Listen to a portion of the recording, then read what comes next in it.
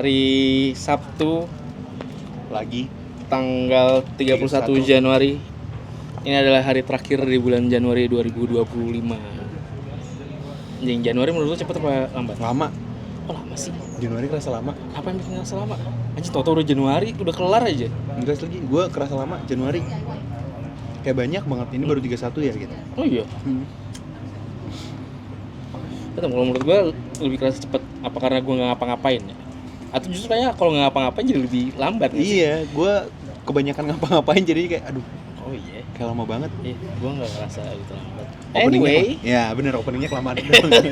Anyway, seperti biasa kita akan merecap atau mengulik apa yang kita konsumsi di minggu ini. Dan gak banyak yang gue konsumsi di minggu ini. Kayak gue nonton film cuma 2 kalau nggak salah. Sisanya banyak nonton YouTube, banyak nonton ceramah. Gue kebanyakan nonton deck, Google Slide, banyak nonton Google Slide, Google Meeting, Zoom. Itu gue kebanyakan nonton itu.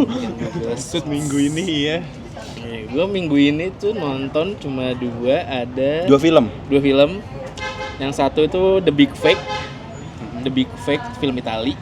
Satu lagi Train Dreams itu kayak masuk nominasi Oscar deh buat Best Picture tahun ini. Tahun ini apa tahun lalu? Tahun ini Netflix kan? ya? Di Netflix. Di Netflix sudah ada Train Dreams. Lu belum nonton? Lu nonton 3 film. Satu lagi apa? Hari ini Kita nonton Perfect Days di bioskop. Guys, hari ini kita habis ibadah, menonton Hari yang Sempurna, melihat keseharian Pak Hirayama yang gitu-gitu aja. Gitu-gitu aja, tapi menyenangkan untuk ditonton dan diikuti. Menenangkan. Betul. Ya, kita bahas tuh satu. Lu nggak nonton apa-apa berarti minggu ini selain tadi Perfect Days? Enggak, kalau media yang dikonsum, gua tuh series 1 anime. Kan lagi ada season baru keluar kan, gua nonton dari awal. Ada namanya anime Oshinoko. Itu juga lu ulang lagi dari awal? Iyalah, kan cuman 3 season. Yang keluar kan season 3-nya. Cuman 3 season. Kan satu episodenya cuma 25 menit. Tetep aja. Kalau di satu season bisa jadi 2 film tuh. Lu nonton. Bener. Ya gue nonton itu. Terus yang kedua tuh gue baru episode 1 tapi kayaknya menarik. Ada series Jepang namanya Hotspot. Yoi, itu tuh oke tuh. Sama ya Perfect Day, sama kemarin kalau podcast ya termasuk kan? Termasuk sih. Gue cukup tertarik sih si podcastnya ini gara-gara ada perjalanan panjang lewat motor yang gue lakukan dari Ciputat ke Halim. Itu 1,5 jam habis hujan dan macet, jadinya gue dengerin podcast. Ada podcastnya Raditya Dika sama psikiater Elvina apa Elvin gitu? Enggak sih, Radit sama Elvin ya. Lagi episode itu. Iya betul, ngebahas soal NPD. Itu gue kayak anjing lucu deh, gitu-gitu. Kayaknya lagi marak akhir-akhir ini NPD. Iya, lagi banyak terminologinya. Anyway lagi mau bahas The Big Fake dulu. Minggu lalu kayaknya gue nonton film yang A Man of Action. Itu kan kayak diangkat dari biografi orang kan. Si Big Fake ini kalau nggak salah dia juga based on true event. Jadi bukan based on true story tapi based on true event. Italia. Itali era tahun 60-an kalau nggak salah, 50 apa 60-an gitu. Jadi masih mafia-mafiaan. Ceritanya tentang satu orang, dia ini pelukis berbakat gitu. Dia sebenarnya intunya tuh ke pelukisan portrait. Terus suatu saat dia tuh pindah dari desanya dia ke kota nih, urbanisasi dari desa ke kota. Gitu. Pokoknya dia pindah ke kota mencari peruntungan yang lebih baik. Sebagai pelukis gitu, dia ngelukis di jalan segala macam, sampai akhirnya dia datang ke satu party, terus ketemu sama kolektor lukisan gitu. Udahlah, jalan cerita, akhirnya si kolektor itu tahu kalau gue lupa nama karakternya siapa ya. Jadi dia itu bisa meniru lukisan orang. Jadi dia kalau nyontek lukisan orang tuh detail sesuai gitu. Jadi dari situlah si premisnya berlangsung tuh, si pelukis ini jago mengcopy karya orang sampai akhirnya dia direcognize sama bukan recognize, dia dikenalin sama orang ini, dia kayak anggota mafia gitulah, sampai disuruh memasukkan banyak hal. Oke. Masukin dokumen, masukin paspor. Oh, geser tuh berarti dari lukis kan? Dari lukis. Cuman dia berarti jago ngekopi. Jadong kopi. Pokoknya semua yang dia bikin tuh kayak ya udah sama banget Identik lah, ya? identik banget gitu.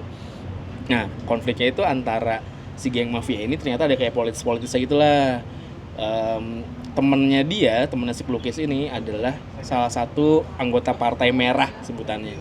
Partai Merah atau partai fasisnya gitu. Si pelukisnya ini dia bertemannya sama Partai Hitam. Oke. Dia nge-clash lah. Tapi si pelukisnya ini kayak masih ya udah temen gue dari kecil nih si Partai Merah ini, jadi dia tetap ngebantuin temennya juga sampai di akhirnya, dua kaki berarti. di dua kaki sampai akhirnya konfliknya sampai ke kepolisian segala. Nah, true eventnya adalah dia di cerita filmnya ini ada tentang penculikan Perdana Menteri Itali di era itu, si Aldo Moro itu. Nah, itu konfliknya yang dibangun tuh sekitar itu.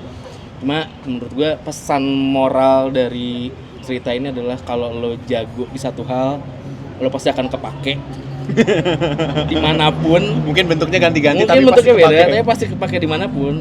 Tapi jeleknya, karena itu skill yang lo punya, kalau skill itu hilang, lo udah nggak diperluin lagi sama orang Oh, lain. iya benar. Ada satu scene yang bikin tadi kalimat gue itu adalah, kan dia jago banget ngelukis, bikin sesuatu, terus tiba-tiba sama lawan politiknya itu udah ketahuan bla bla bla, tangannya diremukin, dihancurin, jadi dia nggak bisa ngapa-ngapain lagi pakai tangannya. Bayangin hal yang lo jago itu dengan tangan lo tuh nggak Craftsmanship bisa gitu ya? lagi, lo mesti ngapain tuh? Oh, oke. Itu kejadian yang dia diremukin itu di tengah cerita atau menjelang akhir? Dari tengah cerita sampai ke akhir. Berarti plotnya makin Wah, develop makin, lagi setelah iya. itu ya. Dan gue suka penggambaran ceritanya. Sebenarnya ada satu kritik gue di situ adalah jadi kan karakternya banyak ya, karakternya banyak, tapi diceritainnya keburu-buru dikenalinnya, kayak tiba-tiba ada ini, Yeah. si ini hubungannya sama ini tuh gimana, agak dragging aja, bukan dragging sih, keburu-buru aja, Iya. terlalu cepat diceritain. Durasinya berapa lama sih? Sejam 45 menit lah, nggak nyampe 2 jam. Berarti jadinya setiap karakter yang diangkat tuh kita kurang dalam ke situ. Ya. Sebenarnya kan kayak Oppenheimer kan banyak karakter. Tapi kan 3 jam. Tapi filmnya 3 jam, 3 bener. jam. Jadi at least kita Jelas. dapat oh dia tuh gini. Iya. Itu. Dan ya itu yang gue suka dari sinematografinya, opening sama endingnya itu satu scene yang sama. Jadi Jadi JSDF. Itu kan satu scene yang sama JSDF. emang iya awalnya. Kan interview. Oh iya deng. Iya, Tapi kan di belakangnya lanjutan ada lagi kan. Iya, iya, Ini iya. nggak kelar aja udah. Enggak deng. Ada lanjutannya bener. Kayak JSDF. Jadi gue suka aja kayak di depan, anjing gini, terus kan di flashback kan. Ya, cerita-cerita. Begitu sampai ke ujungnya, oh Ya, kejawab ya, ini. JSDF. Nonton The Big Fake Tahun berapa itu Mas nonton? 2025 baru.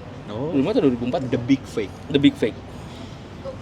Gue tertarik karena itu ada based on true eventnya, jadi kayak menarik, dan film selain film Amerika, Inggris itu yang menurut gue oke. Boleh ditonton. 1 sampai 5. 4. Hampir gue ngasih 4,5, cuma karena itu tadi keburu-buru ceritanya. Harusnya bisa dijadiin series aja kali ya. Iya. Iya, biar Jadi panjang lebih dikit, jelas lebih gitu kan. jelas. Karakter-karakternya juga kita lebih engage. The Big Fake. Big Fake. Train Dreams dong. Train Dreams. Ya, itu kayaknya menarik tuh. Gue nonton Train Dreams sehari setelah gue nonton The Big Fake, kayaknya berjedanya cuma dikit lah. Train Dreams ini menurut gue menarik karena ceritanya pelan dan sendu banget menurut gue. Ketika gue habis nge-review itu, temen gue bilang kayak ini filmnya mirip-mirip sama Perfect Days. Menurut gue nggak semirip itu. Ini mungkin lebih gelap dari Perfect Days karena kebanyakan soal grieving, soal merelakan, soal dia mencari sesuatu yang hilang gitu. Karena premisnya ini adalah tentang kayaknya era tahun 1920-an gitu, 1920-an, ada pekerja kasar itulah. Dimulai sebenarnya dari cerita dia anak kecil yatim piatu yang dibuang gitu, diikut kemana-mana sampai akhirnya flashback langsung ke gede gitu, dia jadi buruh kasar. Ada project buat bikin rel kereta Oke. Dari daerah situ. Terus ceritanya tuh berkembang karena dia menikah sama orang situ, kenalan sama cewek yang bikin kayak tadinya dia sebelum kenal sama cewek kayak gue gak punya tujuan hidup, tujuan hidup gue ya udah kerja aja, menghidupi diri gue sendiri. Sampai akhirnya dia ketemu cewek, terus kayak suka-sukaan, akhirnya nikah, jadi dia punya tanggung jawab lebih kan. Bukan mimpi, tapi tanggung jawab. Tapi tanggung jawab nih kayak Oke. beban. Nah, dan di era itu kerjaannya dia itu bukan yang lo pulang pergi, jadi project itu bisa kayak sampai lo 3 bulan 6 bulan pergi baru balik lagi gitu. Jadi ada proses di mana dia nggak ketemu sama keluarganya, jadi kangennya begitu balik nanti ketemu si istrinya, perubahan yang terjadi itu kayak bikin konflik juga, tapi konfliknya nggak segede itu. Konflik gedenya adalah saat ini spoiler tapi ya udahlah. Tiba-tiba pas dia pulang ke rumah setelah project yang terakhir, rumah dia tuh kebakaran. Oke. Kebakarannya bener-bener yang abis belas karena dia itu zaman segitu dia tuh kayak bikin rumah yang jauh dari mana-mana gitu. Yeah. Ya udah rumah dia satu doang gitu. Sekarang kebakaran hutan, dia rumahnya kebakar juga. Anak istrinya tuh hilang, nggak ketemu. Dinyari segala macam kemana-mana nggak ketemu sampai akhir film itu kerjanya cuma nyariin istrinya doang dan grieving soal anjing gue nggak bisa ketemu sama istri gue, gimana caranya gue melanjutkan hidup dengan si tanggung jawab gue yang hilang ini gitu. Sampai akhirnya di end of the story di umur 80 sekian gitu, anjing lama banget kan tuh lu 80 tahun hidup, hampir 3/4-nya lu kehilangan gitu, rasa kehilangannya ada di situ. Jadi menurut gue dialog di antaranya itu dimana dia ketemu sama temennya, dia ketemu sama siapa orang lain gitu yang ya udah ngebahas soal itu tuh, ngebahas soal kehilangannya. Itu nggak ketemu sampai 80-an? Nggak ketemu. Oh beneran kayak rumahnya kebakar terus hilang istri sama anak? Istrinya hilang, terus dia melanjutkan hidup aja gitu, kayak berjalan kemana, akhirnya ngebangun rumah, bikin rumah tinggal sendiri lagi dari awal, tapi ya udah akhirnya nggak ketemu. Endingnya sih gue suka banget. Endingnya itu dia tidur terus rumahnya itu udah dikerubutin tumbuhan-tumbuhan liar gitu, jadi kayak dia mati dalam kedamaian, gak ada yang tahu, dan udah flowering aja gitu hidupnya di akhirnya. Dan grievingnya nggak kejawab Sampai akhir. Menjalanin hidup dengan grieving berarti. Itu yang gua hidup yang menyenangkan ya itu, Ya. menjalani grieving sampai mati gitu. kerjanya cuma nyari mempertanyakan hidup gitu. Nyari yang dia lakukan ini apa Mas, kayak keliling kota? Oh, beneran? Beneran. Ada scene di antara itu yang dia pokoknya awal-awal kayak nyari dan nggak ketemu itu, dia di hutan, dia belum siap buat kayak bangun rumah segala macam kan. Udah tiduran di hutan, di ladang hutan gitu, kehujanan, kepanasan. Kayak udah nge-grieving gitu. Selain itu Mas, sinematografinya bagus, musik scoringnya juga bagus. Ada bukan detail kayak scene tambahan yang tadi gue bilang tuh, dialog antara dia dan karakter yang dia temuin itu menarik banget. Ada yang dia ketemu sama orang tua yang kerjaannya tuh cuma ngebikin dinamit doang buat ngancurin batu. Oh iya. Terus karena dia orang tua dan satu-satunya yang bisa ngebom itu, dia udah kerjanya itu doang. Jadi saat dia udah selesai ngebom, dia kerjanya nyuruh orang doang. Terus dia ketemu sama siapa lagi gitu ya, gue agak lupa. Cuma dialog di situnya kayak lumayan oke. Ya jadi pertemuan dia ke beberapa orang tuh ngeelaborasi grieving. Iya. Tuh 2 film yang gue tonton. Kalau lo mau ngebahas soal Perfect Days, katanya kita baru aja nonton Perfect Days nih tadi pagi. Apa yang lo tangkap dari Perfect Days? Ini udah berapa kali lo nonton? Udah kesekian kali gue nonton. Cuman biasanya cuman di TV apa di laptop gitu. Cuman emang pengalaman sinema tuh nggak bisa digantiin sih. Gimana di layar lebar? Layar lebar tuh emang nggak bisa digantiin. Makanya kalau di bioskop film-filmnya sampah tuh kayak agak gimana gitu ya. Iya, kayak kalau Perfect Days endingnya kan adegannya cuman muka Hirayama ya. Yeah. Cuman begitu ditonton di layar lebar tuh mungkin emosinya lebih ke elaborasi. Kayak gitu-gitunya lebih ke elaborasi gitu loh. Jadi kayak oh ini ya gitu. Kalau di kayak di layar kecil atau laptop kan lu gampang ke distract sebenarnya ya. Lu nggak bisa ngelihat perubahan rautnya dia yang anjing dari awal tuh kita nggak tahu nih sebenarnya orang nangisnya nangis sedih, Iya, gembira. jadi lebih detail. Gitu. Kayak gitu. Sama kalau nonton di bioskop mungkin keinginan kita buat sambil main HP itu lebih minim kan. Ya. Distraksinya emang lebih minim, jadi bisa fokus nyerna si sinemanya ini gitu. Jadi enak sih. Gua kira kayak jadi merhatiin detail-detail lagi karena udah beberapa kali nonton ya. Jadi gua merhatiin detail-detail yang muncul di sana gitu. Salah satunya adalah soal kebiasaan, ritmenya Hirayama gitu kan dia ya udah karena sehari-harinya kerjaan dia udah bangun tidur, nyiramin bonsai, nyiramin bonsai, terus keluar beli kopi, jalan, bersihin toilet, musiknya di play setelah dia ngeliat Skytree. Iya. Dia kayak gitu.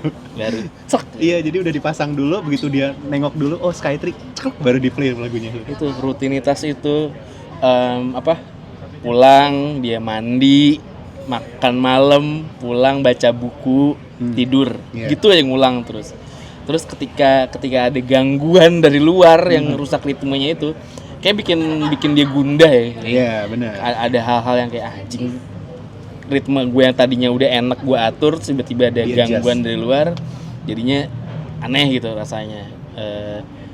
Kayaknya kalau di era-era kayak kita nih, dimana kehidupannya nggak pernah ada yang ritmenya teratur itu, kalau nemu keteraturan justru kayaknya jadi malah gundah nggak sih? Iya, benar. Kebalikannya kan jadinya. Karena kita udah kebiasaan dar-der gitu loh. Iya. Sama sebenarnya apa ya yang bikin film ini mungkin jadi menarik tuh dia bisa merhatiin detail kecil yang kalau direfleksiin sama kita yang terlalu riuh banget gini tuh bisa ya ternyata kita cuman merhatiin bayangan daun kayak gitu-gitu minor-minor kecil yang pasti kelewatan di kita yang hidupnya di ibu kota gitu loh kayak. Jadinya menyenangkan nontonnya. Sama tiap pergantian hari kan selalu ada adegan yang di overlay gitu kan. Nah gue masih sama tau, gue makin yakin kalau itu tuh kayak mimpinya dia, tapi mimpinya tuh nge-recap hari sebelumnya. Iya kan? Jadi gue tadinya waktu nonton di laptop kayak, oh ini mungkin estetikan aja kali ya gitu. Cuma setelah nonton beberapa kali, gue ngasumsiin, oh ini mungkin mimpi kali. Ibarat dia nge-recap apa yang terjadi seharian. Terus begitu tadi di bioskop kayak, wah anjir. Makin jelas. Iya, dan adegan dua orang tua bermain tag bayangan itu begitu dinonton di bioskop kayak, wah anjir ternyata ada fungsi ya gitu. Yang awalnya kayak cuma, apaan sih orang tua aneh gitu, orang tiba-tiba tua sakit mental gitu. Ternyata bagus ya gitu. Ya itu Hirayama. Pengen hidup seperti Hirayama. Enggak, Train Dreams. Enggak, terlalu berat kayak briefnya gue nggak sekuat itu deh. Itu. Tengah jalan kan udah nyerah kan? Nyerah gue kayak kalau hidup gue di Train Dreams, kalau di Perfect Days kayaknya masih bisa deh. Dengan tadi gue bilang Hirayama adalah potret dari performative male di era sekarang. Iya. Dengerin analog, novel, baca buku, kamera analog. Tapi yang dia lakuin tuh bukan buat dapat pujian, tapi karena emang dia suka gitu kan. Wah, anjir nih orang passionate di situ. Dan makin yakin kalau Hirayama tuh dasarnya orang yang punya privilege sih. Ya kan nggak mungkin kalau orang latar belakangnya dari awal kudu kerja keras, dia punya referensi buat baca novel, dengerin kaset itu enggak. Makanya kayaknya seru kalau misalkan ada spin-off hidup Hirayama sebelum ini. Kayak gimana ceritanya dia bisa sampai di titik dia milih kerjaan sebagai pembersih toilet dengan rutinitas itu. Sebelumnya itu dia apaan sih sebenarnya?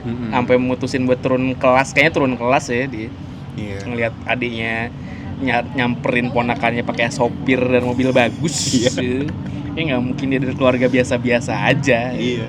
Cuman kayaknya kalaupun secara cerita estetis saja, menurut gue juga udah utuh banget sih ini cerita. Ya udah Hirayama gini gitu, biar itu perkembangan kita. Ya nice, Perfect Days as always. Menyenangkan film ini. Dan yang bikin gue makin deket rasanya ya karena kita pernah kesana. Jepang bro, udah pernah tour the Tokyo Toilet. Tapi ya jadi seneng gitu ketika nonton sesuatu yang kita tuh kebayang jalan-jalannya. Oh ini yang di sini ya, oh ini yang di sini. Rasa dekat terasa dekat. Beda lah, lebih lengkap lah dari yang kita nonton Perfect Day sebelum ke Jepang sama after ke Jepang. Jadi kayak gitu. Enak. gitu, ngerasa ada kedekatan. Itu film-film yang kita tonton.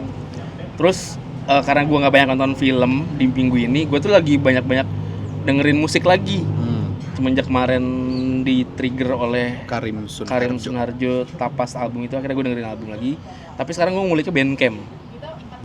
Gue ngulik Bandcamp. Jadi Bandcamp itu platform music streaming dan lo bisa beli musiknya juga sebenarnya di situ. Jadi lo bisa owning ya MP3-nya atau FL apalah itulah. Buat apa di owning? Ya buat lo style di manapun jadinya. Kayak di download. Kayak for share gitu. Iya, tapi lo beli. Jadi lebih kalau Spotify dan DSP lainnya itu kan dia ada sharing fee ketika album lo di play berapa kali dulu baru dapat gitu. Tapi kalau di Bandcamp itu ya udah lo beli langsung ke bandnya gitu. Jadi lebih jelas nyampainya tuh gimana. Terus gue tuh nggak nyari, jadi gue tuh nge-consume di top albumnya mereka. Kemarin tuh gue dengerin satu band death metal, satu band elektro, satu band oi Celtic punk gitu, sama ada soul artis gitulah. Terus kayak anjing seru juga ya, kayak sensasinya itu kayak lo dengerin CD aja gitu, karena lo harus nge-repeat dari awal sampai akhir gitu. Biasanya ada yang ngasih liriknya juga, jadi udah bisa sekalian ada liriknya. Tapi kalau enggak ya udah lo ikutin aja tuh dari awal sampai akhir si lagunya. Jadinya referensi musik gue mulai balik lagi nih, enak nih nguliknya. Nah itu tuh sistemnya berarti lo nyari bandnya, terus lo dengerin lagunya, baru lo owning tadi, atau lo owning dulu baru segala macamnya? Lo bisa cuma dengerin doang kok. Lo bisa cuma dengerin doang, tapi kalau misalkan lo mau meng-appreciate si bandnya, lo bisa beli karyanya. Lo bisa beli itu, lo bisa bayar ke mereka. Band luar tuh mas, atau ada di Indonesia? Ada. Indonesia tuh kebanyakan sekarang band-band kayak band punk atau band indie sekarang yang udah mulai sadar sama si kapitalisme Spotify dan afiliasinya dengan Zionis itu udah mulai beralih ke Bandcamp, karena itu tadi si profit sharingnya lebih jelas, terus afiliasinya juga jelas mereka. Jadi kebanyakan sekarang band-band Indo juga udah mulai rilisnya di Bandcamp. Terutama yang indie-indie ya, yang udah mulai paham gitu. Jadi lebih jelas gitu kan. Nggak perlu kayak musisi ada di kursi rakyat dulu gitu. Dulu tuh kayaknya sampai sekarang tuh masih ada di Indonesia platformnya namanya The Storefront. The Storefront. Dia nggak streaming sih. Jadi bener-bener ya udah lu cuma beli karyanya aja, beli si albumnya itu buat lo owning. Dia kalau nggak salah ada album, tiket gigs juga, tiket konser juga bisa dijual di situ. Dan mereka tuh benar-benar transparan selama bulan ini, misalkan ada penjualan dari Storefront itu berapa banyak dan dari berapa band gitu, disebarin, dikasih lihat di websitenya. Jadi lo akan tahu band ini tuh dapat duit berapa sih bulan ini. Oh iya. Iya. Storefront itu. Seru tuh. Tapi kasihan kalau ngeliat satu cuma 25.000 gitu selama sebulan. Keras emang ini, keras. Gak bisa. Hidup di industri berat. Semua industri berat. Betul. Apalagi ya? Musik itu. Musik. Podcastan bukannya lu sering ya? Podcast gue ngikutin selalu, podcast seminggu itu ya buat bocah nanas, militan banget sih, jadi setiap minggu pasti nonton itu. Sama yang lagi gue rutinin itu nontonin namanya Ngaji Filsafat dari Fahrudin Faiz. Iya, gue udah mulai. Iya, itu Ngaji Filsafat itu gue kayak ngikutin dari 2022, 23 gitu. Kenapa itu menarik buat lu mas? Semuanya jelas? Semuanya jelas, dan si pembicaranya, si Fahrudin Faiz itu bukan tipe yang ngeguruin. Jadi dia cuma ngejelasin sesuatu pakai sudut pandang filsafat yang dia tahu, dengan teori-teori yang dia cari. Terus kayak ya udah, kalau misalkan dia ngomong sesuatu itu ada dalilnya, bukan dalilnya, ada kutipan atau referensi yang dia kasih gitu. Jadi nggak sekedar point of view dia, tapi di backup sama referensi yang ada gitu.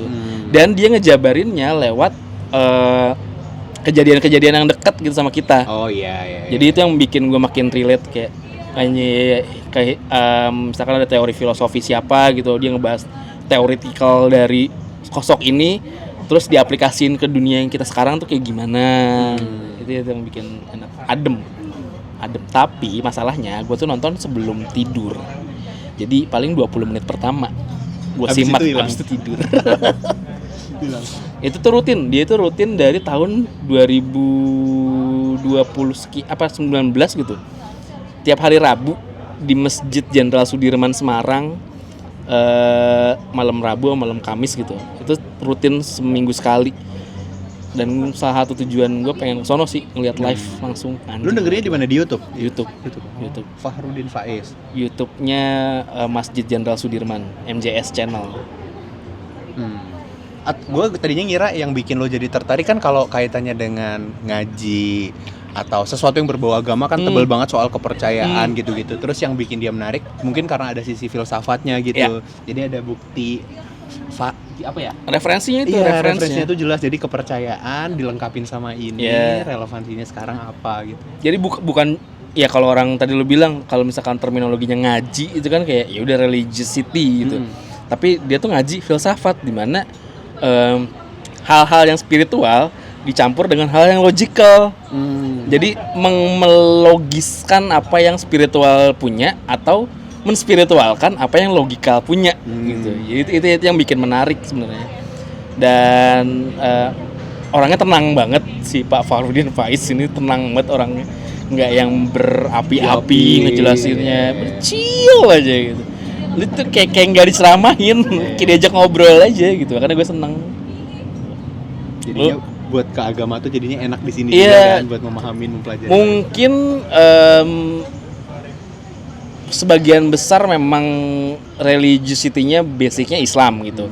Tapi nggak melulu soal Islamnya gitu. Lu yang nggak berkeyakinan Islam pun atau bukan Muslim pun masih bisa nikmatin sebenarnya gitu. Karena terutama kalau dia lagi bahas soal filosofi kehidupan, filosofi cinta, itu bener-bener deket banget gitu.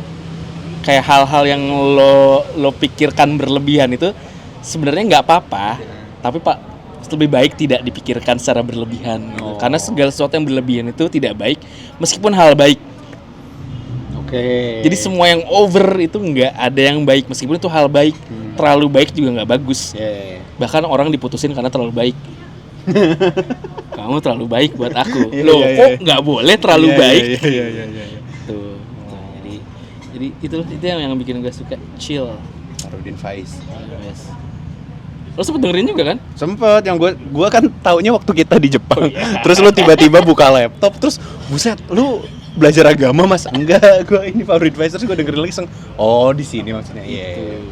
Kan gue so far masih di Spotify, makanya gue tadi nanya lo di YouTube ya? Di YouTube lebih panjang dan lebih lengkap. Karena dia tuh jadi ngomong ini kan, dia tuh setiap bulan ada temanya. Jadi setiap bulan ada temanya, minimal kayak 4 minggu, berarti 4 edisi di mana dia ngejelasin soal topik yang sama. Kayak dia tuh ngebahas soal tokoh biasanya, tokoh filsafat mana gitu, filsafat Eropa kah, filsafat Middle East kah gitu. Biasanya ada 4 sosok yang dibahas tiap minggunya. Jadi diambil tuh reference dari filsuf ini, baru diaplikasiin ke dunia ininya kayak gimana gitu.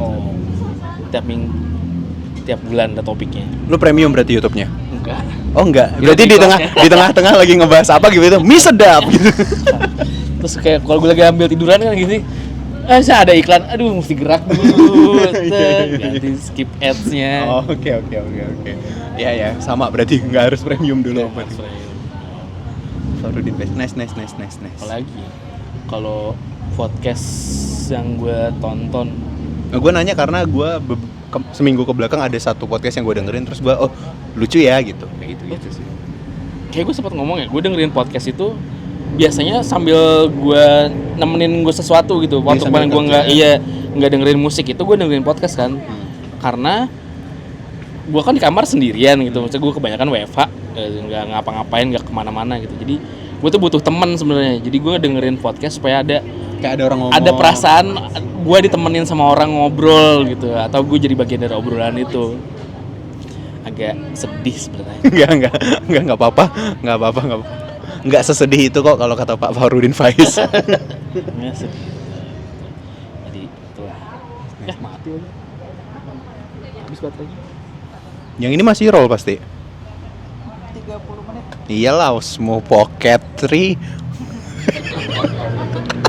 Ini kan saya bener habis baterai. Udah, itu aja. Ya udah oke. Itu aja. Oke, berarti sisa gue ya.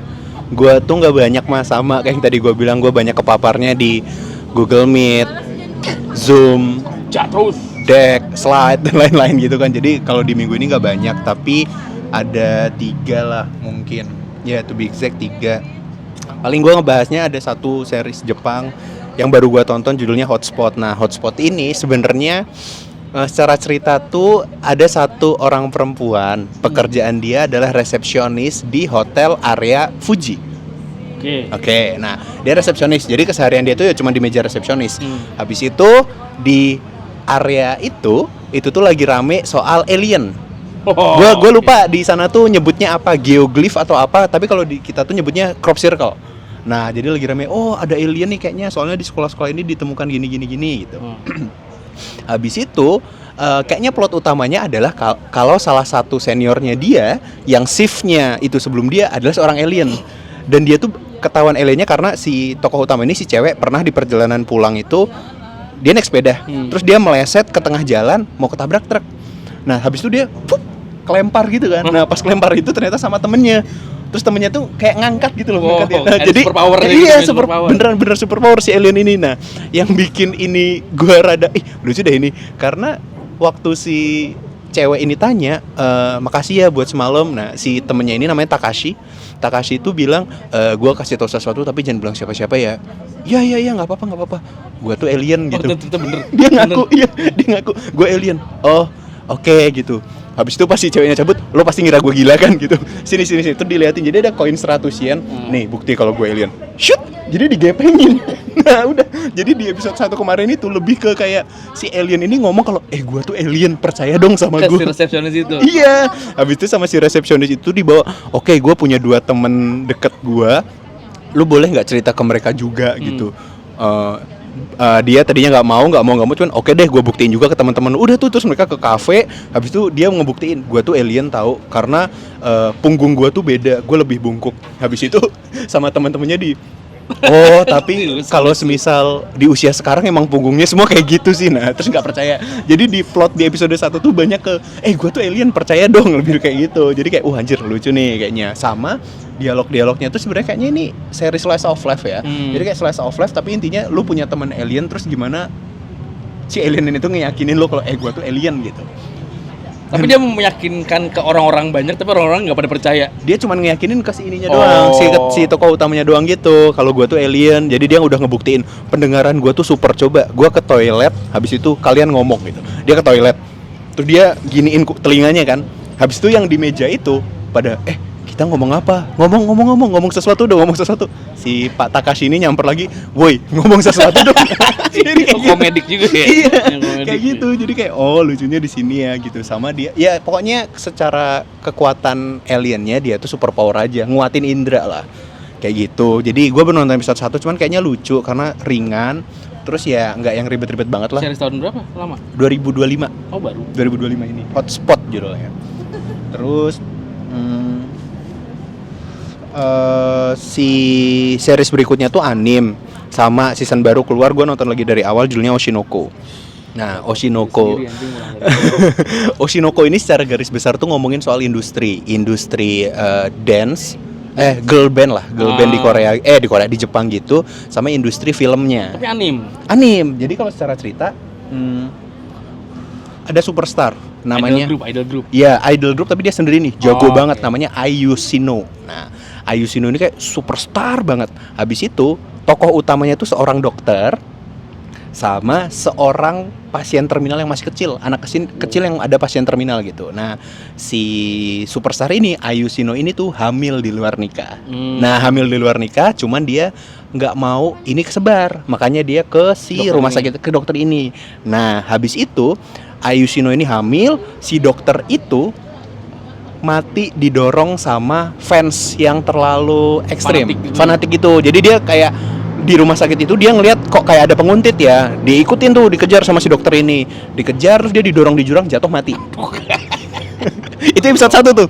Jadi ini tuh anime tapi episode 1-nya tuh 1,5 jam. Nah, jadi si dokter itu mati. Terus ada anak kecil yang pasien terminal Cerita ini tuh. juga mati. 2 orang ini mati, Ayu Shino ngelahirin. Shush, Oke. anaknya kembar. Dan lo tahu kan, anaknya kembar cowok-cewek. Yang cowok adalah reinkarnasi si dokter. Nah, tapi dia tuh dengan kesadarannya, Mas. Full. Jadi gue mati, tapi gue ada kesadaran, tapi gue bangun-bangun kok, ini kok gue nggak bisa ngapa-ngapain ya? Jadi baik kalau Iya, jadi kesadarannya baik. dokter. Iya, kayak gitu. Habis itu dia banyak awal-awalnya tuh dia bilang, ini kan superstar, tapi dia mau ngasih gue ASI gitu. Aku nikmati saja gitu. Kayak gitu. Terus yang anak ceweknya itu tuh namanya Ruby Hoshino, kalau yang si cowok ini namanya Aqua Hoshino gitu. Nah, jadi si anak kecil yang tadi udah mati pasien terminal, dia tuh ngefans banget sama si Ai ini. Ngefans banget tuh ketika diceritain backstory-nya. Terus dia mati, dia ada di anaknya. Orang yang kena si 2 anak itu tuh dokter dan si pasien terminal itu. Iya, gitu. Nah, udah tuh habis itu si anak kecil itu tuh tumbuh sampai usianya 3 sampai 4 tahun. Terus akhirnya si Ai Yoshino ini yang tadinya karirnya sempat hilang vakum karena hamil, dia ngerintis lagi sampai akhirnya dia tuh bakal perform di Tokyo Dome.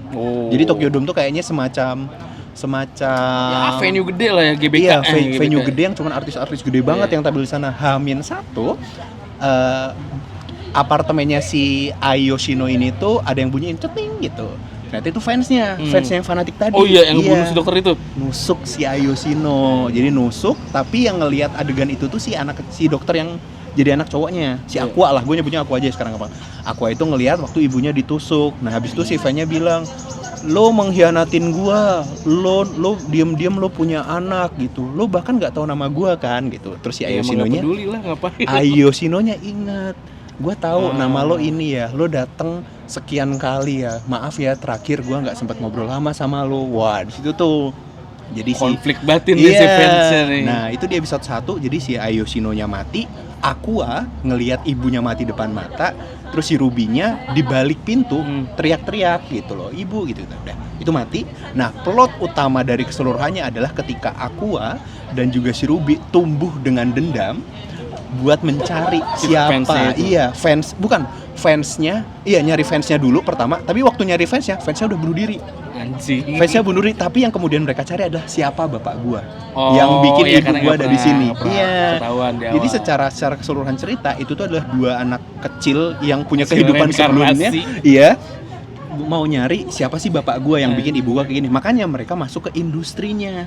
Si Aquanya jadi aktor, si Ruby-nya jadi girl group. Tapi mereka semua itu pakai usaha buat nyari siapa bapak gue. Nah, kenapa gue suka banget ini? Karena banyak plot-plot yang ngehidupin ceritanya gitu loh. Jadi kayak semisal si dokter ini tuh, si anak kecil yang penyakit terminal ini tuh, waktu dirawat di rumah sakit sama dokter itu, dia tuh udah bilang, dok, nanti kalau gue udah besar sampai usia 16 tahun, lo nikah ya sama gue. Jadi si dokter itu disayang banget sih sama si anaknya. Cuman mereka berdua nggak saling tahu kalau lo tuh sebelumnya tuh ini ya. Nah, backstory yang itu tuh yang si orang ini doang yang tahu. Iya, itu yang coba kebangun tuh, sama yang bikin menarik Oshinoko tuh nge-breakdown gimana industri Jepang tuh hidup gitu loh. Kayak girl group tuh kayak gini, lo harus nempel ke produser ini dulu sekian, lo harus ngajuin proposal gini. Jadi ada teknisnya gitu loh di cerita. Nah, itu yang bikin gue mungkin deket si Oshinoko ini. Industri Jepang tuh gimana? Oh, ternyata pada akhirnya artis-artis yang mediocre itu tuh kerjanya di cafe girlfriend gitu-gitu buat ngegodain produser, buat kayak gitu-gitulah. Ya, industri lah pada akhirnya.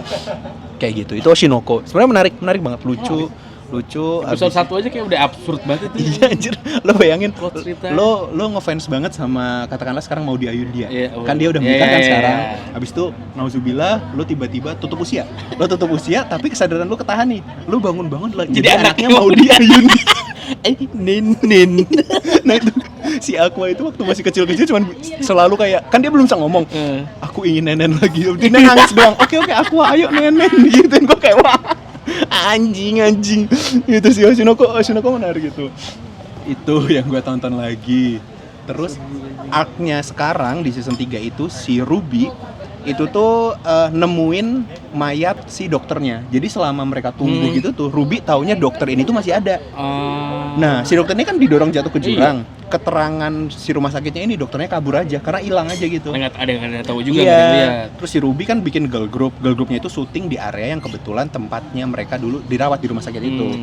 Terus si Ruby itu nemuin si ini kan dokter yang gua sayang, kok Buset. dia udah jadi tengkorak, Iyalah. dendamnya makin gede. Nah plotnya di situ. Sama si sosok ayahnya mulai di-spill nih, oh ini nih ayahnya Oh, gitu. akhirnya ini dikit-dikit. Iya benar kayak gitu. Intinya kayak gitu tuh Shinoko, makanya gue anjing ini lucu sih ini lucu secara cerita lucu, secara industri latarnya gimana tuh deket lah gitu. Itu Shinoko. Terus film gue belum sempet banget. Iya, Perfect Days ya sama lah. Semuanya udah dijelasin tadi sama. Yaitu gue dengerin satu podcast Raditya Dika sama psikiater namanya Elvin. Nah, kayaknya episode yang gue dengerin itu buah dari sebelumnya mereka ada topik lain, Mas. Jadi sebelumnya mereka ada ngobrol, terus ada yang diklip di TikTok, terus viral, Elvin diundang lagi lah si psikiater ini. Nah, di episode ini tuh ngebahas soal NPD. Bener, ngebahas soal NPD, terus mungkin kenapa gue sangat suka itu dia bisa ngebahasain soal NPD itu penyakit mental tuh deket, contoh-contohnya kayak bos yang apa kayak gitu, dan ternyata sifat narsistik itu diperluin di posisi-posisi tertentu. Oh ya. Iya, jadi kayak misal level head atau level apa itu ternyata emang normal kalau mereka Ada sisi narsistiknya. betul buat nge-build confidence. Oke. Buat nge-build confidence di depan orang, buat ngeklaim kerjaan timnya. Di satu sisi itu ternyata diperlukan asal porsinya pas. Jadi kalau misal punya bos yang suka ngaku-ngakuin kerjaan, kayaknya emang orang di level itu emang perlu kayak gitu. Punya sifat narsistik. Cuman namun jangan merugikan. Intinya tuh di situ. Sama banyaklah contoh-contohnya. Kalau contoh di episode podcast itu tuh lebih ngebahas soal NPD kalau di hubungan rumah tangga. Di hubungan rumah tangga. Jadi suami yang udahnya mau kondo, habis itu selalu playing victim dan lain-lain gitu. Terus ada jadi suami yang tidak bekerja. Jadi pemasukan utama rumah tangga itu dari istrinya. Tapi si istrinya tuh misal burn out dan lain-lain, begitu pulang dia juga punya kewajiban lain, ngurus rumah, ngurus beberapa gitu. Nah, ketika ada konflik si suaminya tuh selalu ngebawa-bawa kayak dia tuh orang yang baik, kayak kamu tuh harusnya mengerti, aku udah ngebolehin kamu punya peran kerja di mana itu tuh harga diri laki-laki loh dibiayain sama istri gitu. Terus gue tiap dengerin podcast itu kayak najis, ada ya laki-laki kayak gini ya, kata gue kayak gitu loh. Sama ternyata ada kecenderungan kalau menurut podcast itu perempuan yang tumbuh nggak dapat kasih sayang sebegitu banyaknya, mereka bakal jadi over independent. Overly independent. Bener, overly independent. Kalau perempuan yang sudah overly independent, mereka cenderung mengabaikan bibit bebet bobot dari seorang laki-laki. Jadi yang mereka penting adalah pasangan yang bisa dikontrol. Nah, sialnya pasangan yang bisa dikontrol atau laki-laki yang bisa dikontrol itu parasit. Jadi kalau ada kan ya perempuan, kalau dari kasus yang di podcast itu tuh ada perempuan yang overly independent tuh kayak jadi tulang punggung, ngebeliin apa. Si cowok nggak pernah minta, cuman si cewek ini tuh bukti act of love-nya yang nge-supply terus gitu loh. Cuman ya emang nasibnya orang yang overly independent ya ketempelan parasit. Bener, kayak gitu. Cuman overall ya secara topik pembahasan di situ tuh menarik tuh soal NPD karena deket juga gitu. Wajar gitu loh ada atasan yang ngaku-ngakuin kerjaan orang atau timnya gitu. Banyak. Intinya kayak gitu. Cuman ya mungkin itu sifat yang diperluin gitu. Cuman ya kalau sampai ke NPD sih menurut gua lu cuci muka, sholat sih. Kan NPD itu narsistik itu tidak apa-apa. Betul. Yang jadi masalah kan huruf D di NPD-nya kan, disorder. Kalau narsistik disorderly sih kayaknya nggak apa-apa. Iya bener, narsistik yang bisa dikondisikan kan. Oh gue lagi harus kayak gini, berarti gue harus confident kayak gitu. Sebenarnya nggak apa-apa, cuman berarti itu tuh soft skill yang diperluin buat jadi seorang head atau leader tuh emang harus narsistik. Tanpa disorder. Nah gitu kata Pak Faiz. Yang over itu emang nggak selalu baik. Betul. Sama kalau secara garis besar di podcast itu gue nerimanya jangan mau selamanya jadi korban gitu. Misal kita ada di posisi yang kita ya udah gue kerjanya di sini gitu, gue harus ngadepin orang kayak gini gitu. Jangan pernah mau di posisi korban, tapi jadilah survivor. Bedanya apa? Bedanya kalau jadi korban lu nyalahin terus, aduh gua gini, atasan gua gini, gua harus segera cabut. Dia ngajarin kita buat gimana caranya lo bisa berdamai sama situasi itu selagi belum punya pilihan, dan lu harus bisa, oh ya udah kalau dia emang butuh banget dipuji, gua puji aja terus kayak gitu-gitu. Jadi buat bos-bos, kalau ada bawahan Anda setuju sama Anda bukan berarti Anda hebat. Dia cuma ngasih makan ego lu doang. Tapi Anda atasan yang NPD, bukan karena Anda hebat, tai. Intinya kayak gitu. Jadi ya kondisinya emang nggak bisa dirubah, ya lu harus kudu survive sama kondisi itu. Intinya kayak gitu sih soal podcast yang gua tonton.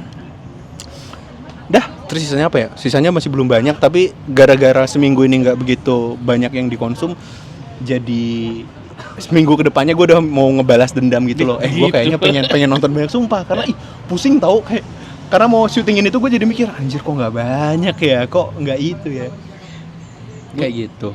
Iya, kayak gue juga nggak ngebiasain banyak nonton. Gue batasin sebenarnya, nonton film tuh seminggu paling 3. Terus nonton series nyicil gitu. Gue biasanya nonton series tuh sekali jalan harus gue beresin tuh. Ya. Semuanya tipe-tipe orang kayak gitu, karena kalau enggak gue suka lupa plotnya. Jadi ribet balikinnya kayak lu lagi ntar. Kayak lu lagi ntar mesti ngulang dari awal. Capek ngabisin waktu. Berarti lu nunggu selesai dulu gitu kan? Nunggu selesai juga. Atau yang limited series tuh yang cuma 5 episode, 3 episode gue tonton. Terus ya lagi banyak dengerin musik sih. Sama kayak minggu depan gue harus nyelesain beberapa buku yang gue beli yang masih gue plastikin. Belum gua buka. Ya Funicula tuh lo tonton. Lu baca sekali dulu selesai kok itu. Kalau itu kayaknya iya, cuma masih gua tahan kayak tahan cari momen. Itu menarik tuh kalau lo baca, ntar gua dengerin dari perspektif lo si Funicula itu. Screen time. Aduh. Kita tadi sempat ngecek, sebenarnya bukan ngecek sih, buat tahu aja nyarinya di mana interface-nya. Saya seminggu ke belakang kok gini? Gua itu screen time 5 jam 22 menit seminggu ke belakang gua. 5 jam 22 menit secara rata-rata. Di handphone gua tuh nggak ada daily average-nya. Jadi gua harus ngitung manual. Kalau dilihat screen time gua hari ini ya 3 jam. Kemarin 6 jam, 9 jam, 10 jam nih, 9 jam 50 menit. 8 jam, 6 jam, ya segitulah rata-rata, mungkin kayak 8 jaman ya berarti. Satu shift lah. Satu shift. Screen time gue satu shift. Iya, Gen Z lah pasti gitu ya. Dan apps yang sering gue buka adalah pasti sama kita. mana tadi? TikTok, Instagram. Enggak, gue mostly Twitter, X. Gue terlalu banyak menghabiskan hidup gue di X. Yang isinya di sana tuh diskusi aja, diskusi thread, ilmu baru gitu kalau di Twitter atau X ini. Karena cepat banget. Twitter tuh informasinya cepat, jadi harus dikejar terus. Iya bener, nggak, ya Twitter nggak mendukung format video kok, nggak ada, semuanya teks. Gue SFW semua, nggak ada yang NSFW, SFW semua, save for work. Oke. Ya udah gitu. Itu udah cukup panjang lebar, ini juga udah mulai gelap. Dari jam berapa tadi kita? Jam 2 lah kita ngobrol kayak gini. Iya, lama banget, capek. Iya. Jadi sekian buat overconsumption kita minggu ini. Yeay, bisa lanjut ke minggu ketiga. 1 jam sekian. 48 menit 35. Alhamdulillah.